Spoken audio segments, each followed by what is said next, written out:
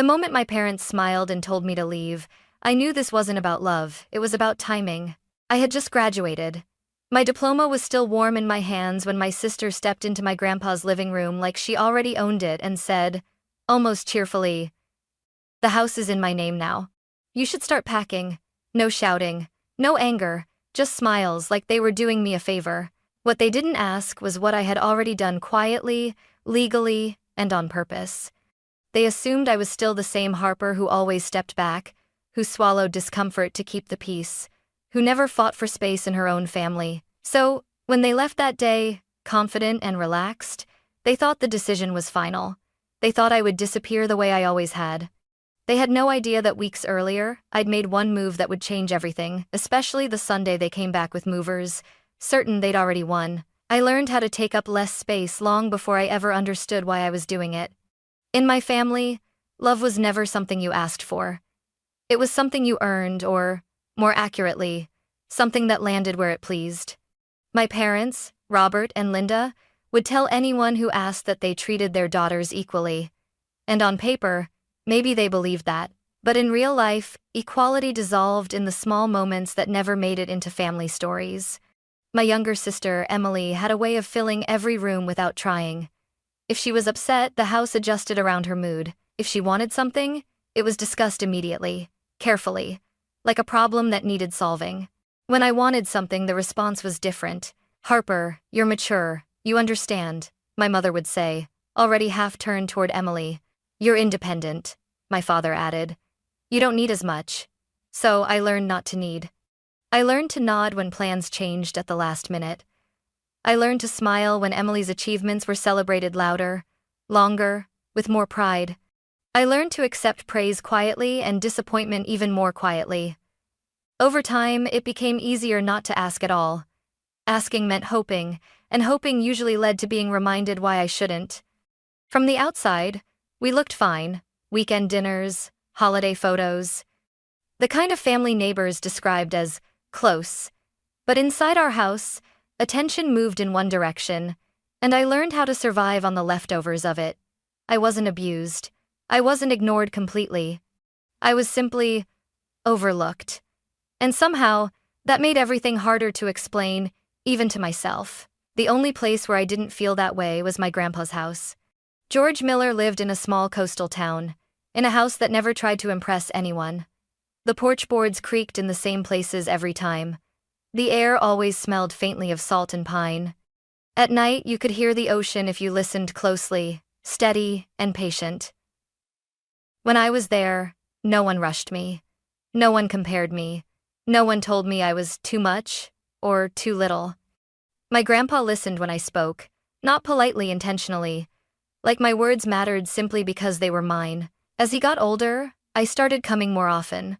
At first, it was small things: picking up groceries, driving him to appointments, helping sort mail.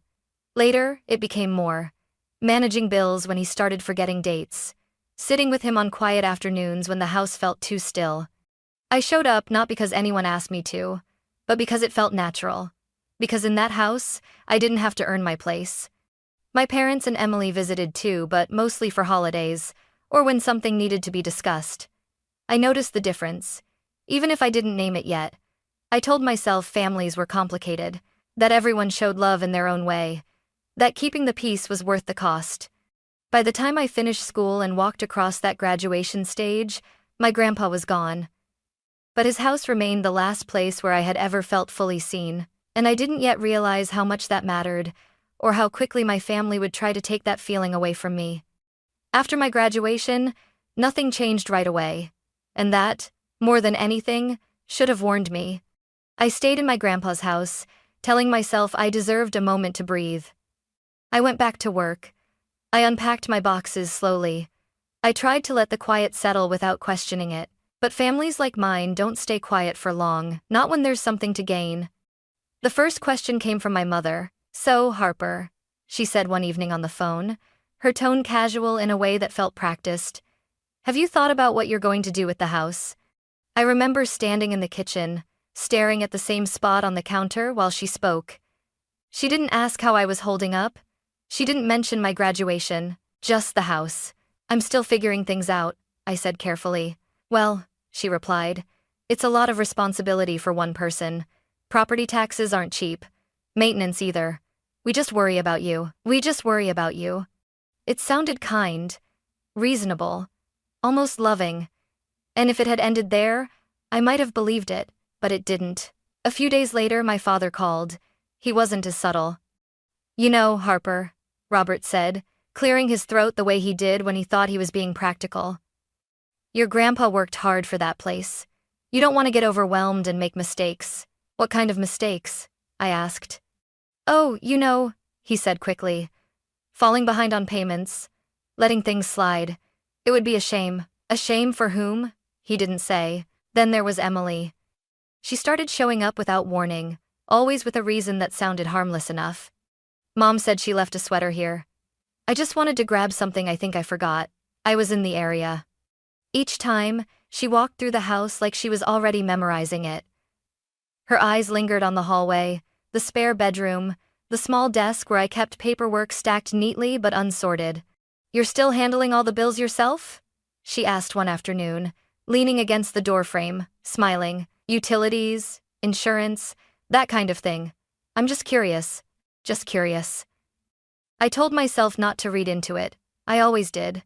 Reading into things had never worked out well for me. In the past, it usually ended with someone telling me I was being dramatic. But the comments kept coming.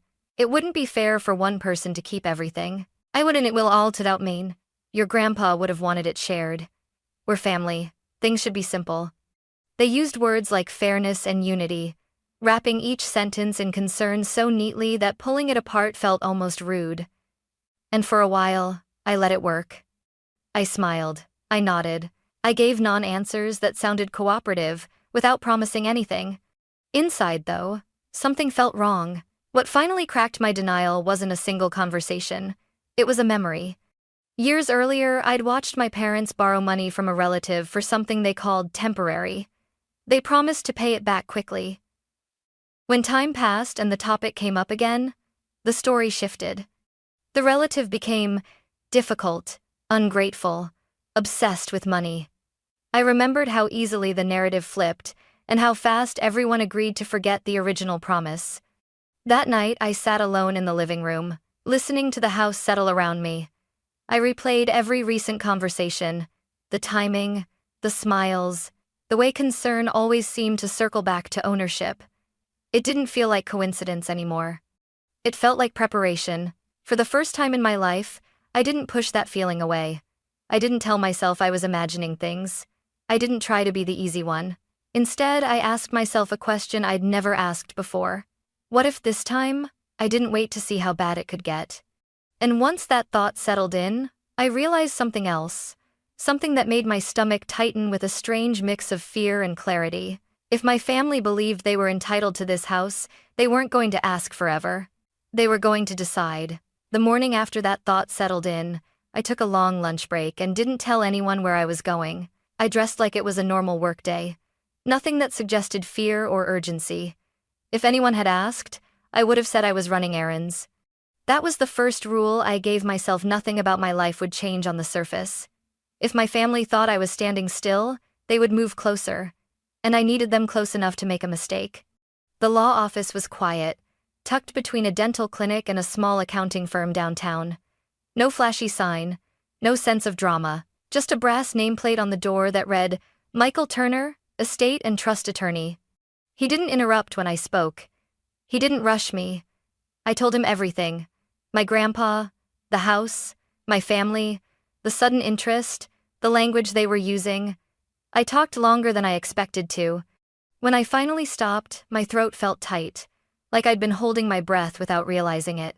Michael leaned back in his chair and folded his hands. What you're describing, he said calmly, isn't uncommon. That sentence alone made me feel less alone than I had in weeks. He explained how situations like mine often unfolded, how families convinced themselves they were entitled to something simply because they decided it made sense. How delays and hesitation worked in favor of the people willing to push first and apologize later. If they believe the property belongs to them, he said, they won't wait for permission forever. He walked me through my options. Not just what was possible, but what was realistic. What could be challenged? What couldn't? What created clarity and what created loopholes? When he explained an irrevocable trust, I listened carefully. It wasn't dramatic. It wasn't fast. And once it was done, it couldn't be undone on a whim. The house, the remaining accounts, everything my grandpa had worked for could be placed somewhere it couldn't be quietly reinterpreted later. People assume silence means uncertainty, Michael said. In reality, it often means preparation. I didn't hesitate. The paperwork itself felt almost anticlimactic. No raised voices, no speeches about justice or betrayal, just signatures, dates, and steady explanations of what each page meant. I asked questions. I took notes. I read everything twice. When it was finished, Michael slid a thin folder across the desk toward me. "This doesn't look powerful," he said. "But it is." I walked back out into the sunlight, feeling lighter and heavier at the same time. Lighter because I'd done something. Heavier because I knew there was no going back, not just legally, but emotionally. I didn't tell my parents. I didn't warn Emily. I didn't change my tone when they called. I didn't shift my routines. I still answered messages. I still smiled at family dinners. I still played the role they expected, the quiet, accommodating Harper who never caused problems. And they believed it. In fact, their confidence grew. Dinner invitations became more frequent. Conversations softened. My mother talked about family traditions, like they were suddenly important again. My father mentioned how nice it would be if everyone could come together now that school was over. Emily joked about renovations she'd do if the house were ever hers, watching my face closely when she said it. I gave them nothing. No arguments, no reassurances, no promises. Behind the scenes, I started documenting everything.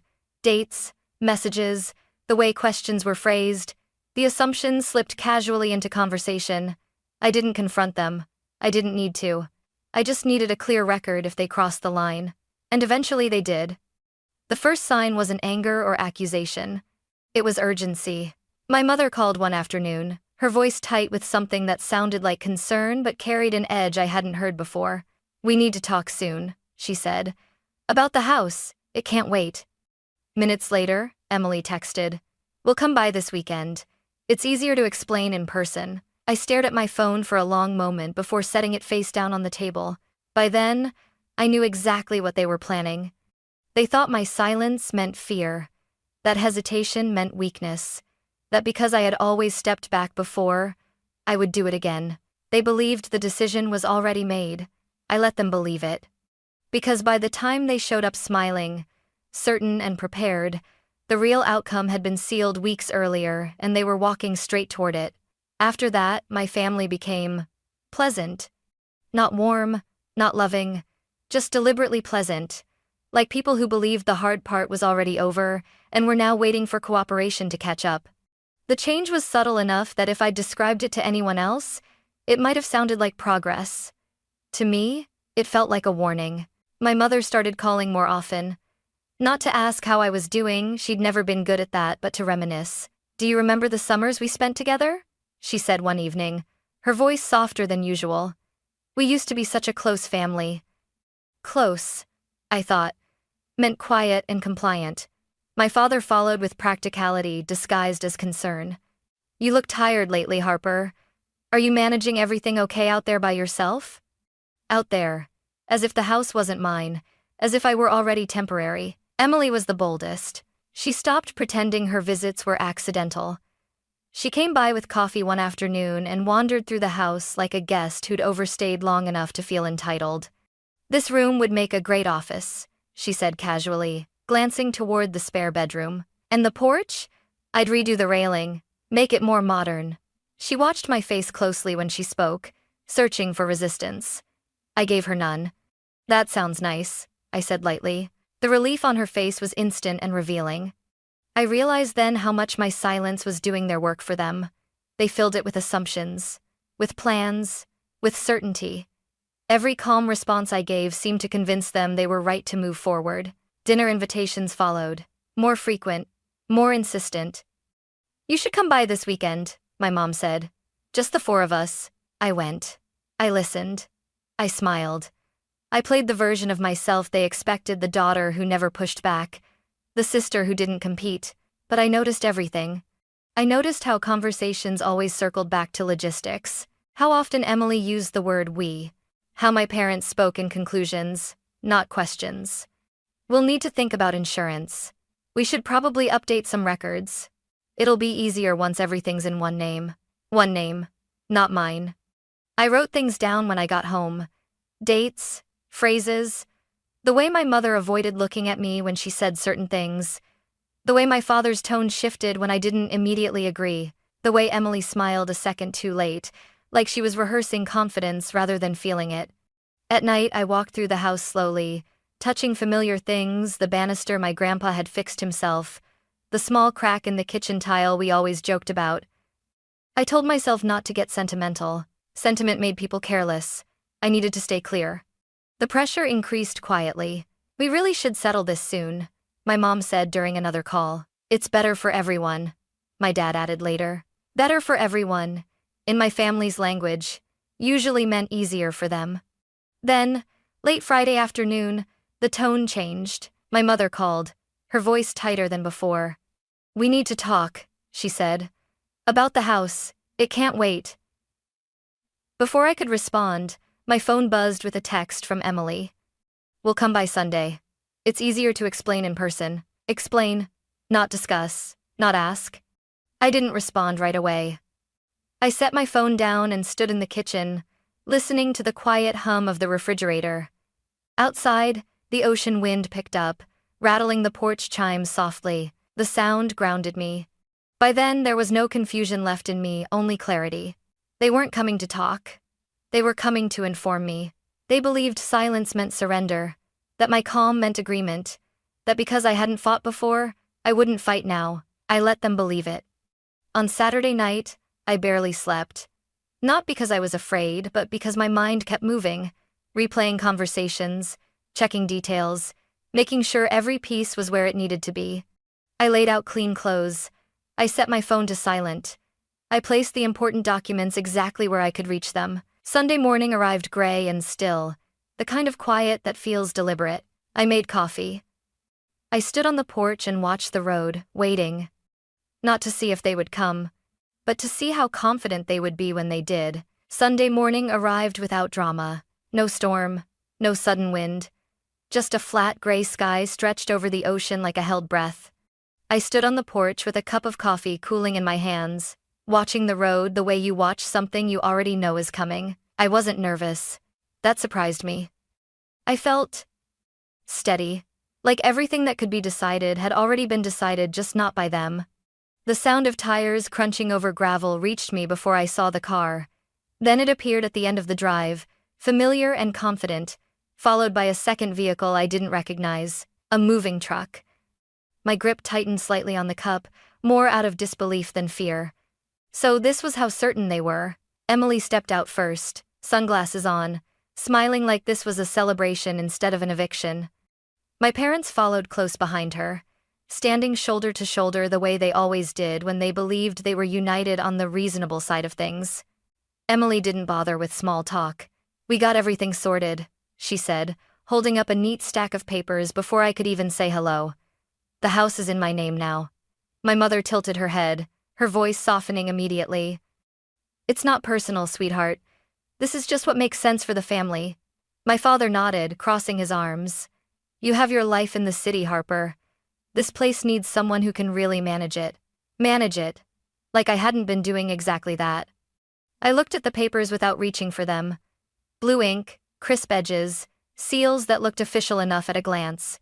They'd done their homework or thought they had. You'll need to be out by tonight, Emily added lightly, like she was reminding me to take leftovers home. There it was. Not a question, not a discussion, a verdict. For a moment, none of them spoke.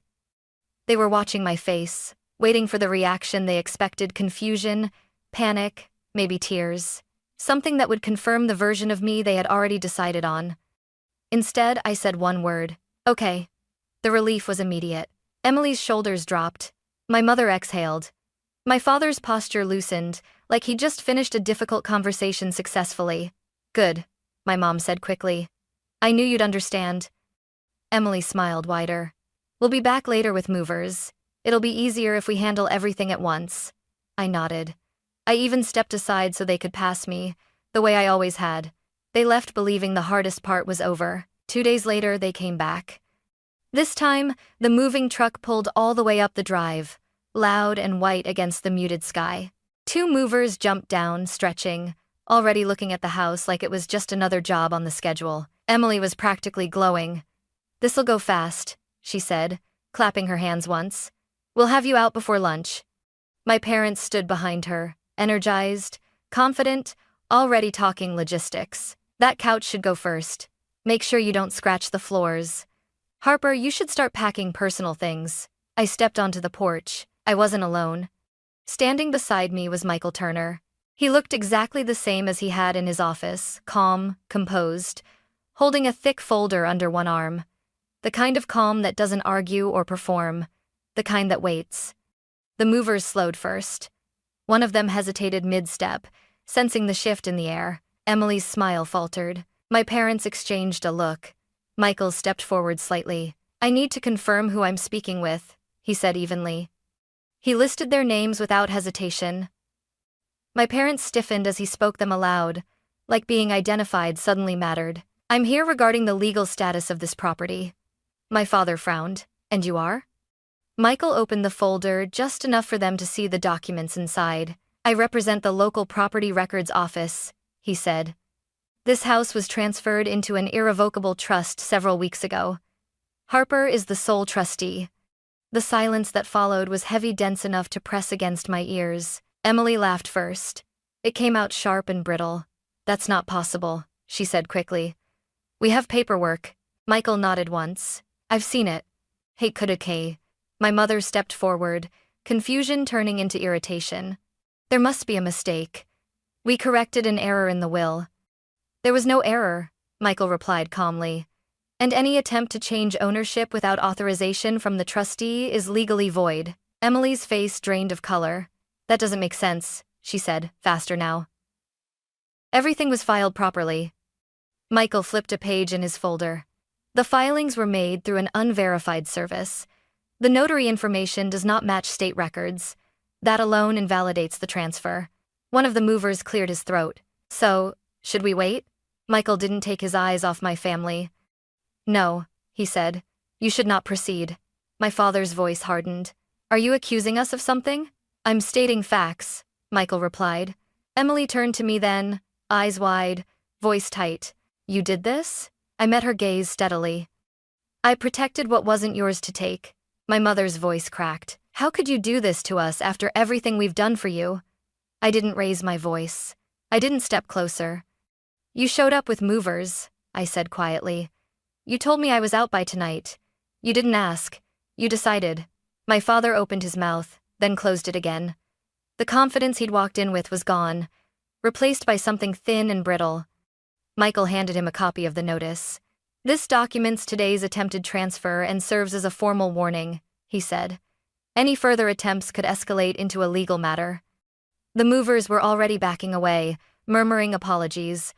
One climbed back into the truck without waiting for instructions. Emily stood frozen, the papers in her hand suddenly meaningless. "This isn't over," she said weakly. I nodded once. "That part is up to you." They didn't argue after that. They didn't threaten or plead or try to bargain. They just left. I watched their car disappear down the road, the moving truck following close behind. The gravel settled slowly back into place, like nothing had happened at all. Michael closed his folder. "They'll think twice before trying that again," he said. I thanked him and watched him drive away. Then I stood alone on the porch, the ocean still moving the way it always had. Nothing outside had changed, but everything inside me had. For the first time in my life, I wasn't bracing for what my family might take next. I was standing exactly where I belonged. After they left, the house felt unnaturally quiet. Not peaceful, at least not right away. The kind of quiet that settles after something heavy has passed through, leaving the air changed. I stayed on the porch for a long moment, listening to the sound of the moving truck fade into the distance, the gravel slowly settling back into place. No shouting, no slammed doors, no final speech, just absence. Inside, my phone buzzed once, then again. I didn't look at it immediately. For the first time, I didn't feel the urge to manage anyone else's emotions. Whatever they needed to say could wait. When I finally checked, there were messages from my mother and father, short, restrained, carefully worded. "We need to talk." This was unnecessary. You didn't have to involve outsiders. Outsiders. Not the law. Not the truth. Outsiders. I set the phone face down and walked through the house instead. The movers hadn't touched anything. Every room looked exactly the same, but it felt different now. The tension that had lived in the corners, the sense that this place was temporary, conditional, had lifted. I hadn't realized how tightly I'd been holding myself together until there was nothing left to brace against. Later that evening, another message came through. This one from Emily. "You embarrassed us. You could have handled this privately." Privately, I thought, meant quietly giving in. I typed a response, then erased it. Then typed another, and erased that too. In the end, I didn't reply at all. Silence, I was learning, wasn't surrender. It was a boundary. The next morning, Michael called. "They didn't contest the notice," he said. "That's usually a sign." "A sign of what?" I asked. "That they understand their position," he replied, "and that they don't like it." A few days later, a formal letter arrived from my parents' attorney. It was brief and stiff, withdrawing every claim connected to the property and requesting no further contact regarding the estate. No apology. No explanation. Just retreat. I filed it away without ceremony. The fallout didn't explode the way I'd once imagined it might. There were no dramatic confrontations, no public arguments, no last-ditch attempts to guilt me into compliance. Instead, everything collapsed inward. The calls stopped first, then the messages, then the carefully curated concern disappeared altogether. Word traveled quietly after that. A distant aunt reached out with an awkward message about misunderstandings. A cousin asked vague questions without actually asking anything. Some relatives stayed silent, and I let them. For the first time, I didn't chase the silence or try to fill it. I didn't explain myself. I didn't justify my choices. Anyone who wanted the full story could have asked me before showing up with movers. One afternoon, about a week later, I returned to my grandpa's house alone. I unlocked the door slowly, half expecting some new tension to be waiting inside. But there was nothing, just the familiar smell of old wood, and the faint lavender my grandpa always kept tucked into drawers. I stood in the living room for a long moment and realized something that surprised me. I felt safe. Not relieved. Not victorious. Safe. For the first time in my life, I wasn't wondering what someone else might decide for me next. I wasn't waiting for permission to stay. The house wasn't a prize. I'd defended it was a boundary I'd drawn.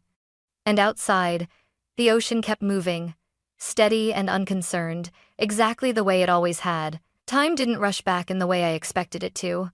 After everything went quiet, I kept waiting for the next wave, another confrontation, another attempt, another carefully worded message meant to reopen the door I'd finally closed. But it never came. Instead, the days stretched out, calm and unfamiliar, like a life I hadn't been trained to live in. At first, the silence felt heavy. I'd spent so many years anticipating my family's reactions that not having to do it anymore felt wrong, like I'd forgotten an important responsibility. Every time my phone buzzed, my body reacted before my mind did, shoulders tightening, breath catching until I realized it wasn't them. They were gone. Not dramatically, not angrily, just absent. A few weeks later, I heard through a relative that my parents were taking space. That was the phrase they used. Not "we crossed a line," not "we were wrong." Just space, as if this were mutual, temporary, something that would resolve itself if left alone long enough. Emily didn't reach out at all. That hurt more than I expected, not because I missed her, but because it confirmed something I'd always suspected. Our relationship had never been about connection. It had been about access, and once access was gone, so was the relationship. I stopped trying to make sense of it after that. Instead, I focused on the house. I went through drawers slowly, deciding what to keep and what to let go. I found old notes my grandpa had written to himself, grocery lists, reminders, half-finished thoughts. In one drawer, I found a folded piece of paper with my name written on it in his careful handwriting. It wasn't a will or instructions, just my name, written once, like he wanted to remember something important. That small thing stayed with me. I made changes to the house, but only gentle ones. I fixed what needed fixing. I kept what mattered. I didn't renovate or erase him. I let the place breathe the way it always had. With distance came clarity. I realized that what my family had wanted wasn't the house itself, it was control. The house was just the excuse. And when I'd taken control away quietly, legally, without spectacle, they'd had nothing left to stand on. There were moments of doubt, of course. Late nights when old habits whispered that maybe I'd gone too far. That maybe I should have handled it softer. Those thoughts never lasted long. Because every time they surfaced, I remembered the moving truck, the papers, the certainty on their faces when they told me to leave. Boundaries aren't cruelty, I reminded myself. They're clarity. Slowly, my body learned what my mind already knew, that I wasn't in danger anymore. That no one was coming to take something from me while I slept. That the space I occupied was mine by right, not by permission. I started making plans that didn't involve managing anyone else's expectations. I spent weekends at the house without feeling watched. I invited friends over without rehearsing explanations. I let myself exist without shrinking. And in that space, quiet, steady, unclaimed, I understood something my grandpa had shown me all along. Belonging isn't something you beg for. It's something you protect. On a Sunday afternoon, not long after everything finally settled, I unlocked my grandpa's front door and stepped inside alone. The house smelled the same old wood, clean air, and the faint trace of lavender he used to tuck into drawers without telling anyone. Sunlight slid across the floor in familiar patterns, unhurried, like it didn't care how much had changed outside these walls. I moved through each room slowly, not out of caution this time, but out of respect. There was no tension in my shoulders, no instinct to listen for footsteps behind me. For the first time, I wasn't waiting for someone to challenge my right to be there. I made tea and sat on the porch, watching the tide move in and out. The ocean hadn't changed. The house hadn't changed. What had changed was me. For most of my life, I believed that keeping the peace meant staying quiet, that being loved meant being easy, that protecting myself would somehow make me the problem. I know now how wrong that was. Drawing a boundary doesn't mean you stop caring. It means you stop disappearing. The trust did exactly what it was meant to do. It created clarity. It removed ambiguity. It protected something that mattered, not just a house, but the last place where I'd ever felt fully seen. And in doing so, it taught me something my grandpa understood long before I did. Security isn't the absence of conflict. It's the presence of boundaries that hold. I didn't win anything that day. I didn't take something from anyone else. I simply refused to let something be taken from me again. If you've ever felt pressured to give up your space, your voice, or your safety just to keep the peace, know this. You're not selfish for protecting yourself. You're not dramatic for saying no, and you're not alone for choosing clarity over comfort. Sometimes, the bravest thing you can do is make one quiet, legal, irreversible decision and let it speak for you. If this story resonated with you, share your thoughts below. And if you want to hear more stories about boundaries, family, and finding your footing again, don't forget to subscribe, because belonging isn't something you're given, it's something you keep.